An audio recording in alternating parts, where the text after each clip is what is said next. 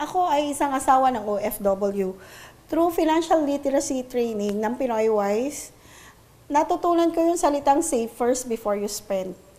At the same time, yung asawa ko is nag-train din ng financial literacy training sa ibang bansa.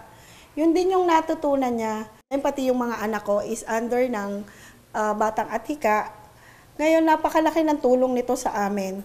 Dito natutunan namin na paano pahalagahan ang kinikita at pinaghihirapan ng asawa ko at niya doon sa ibang bansa na magkakalayo kami. At naisip namin na magtayo ng isang negosyo.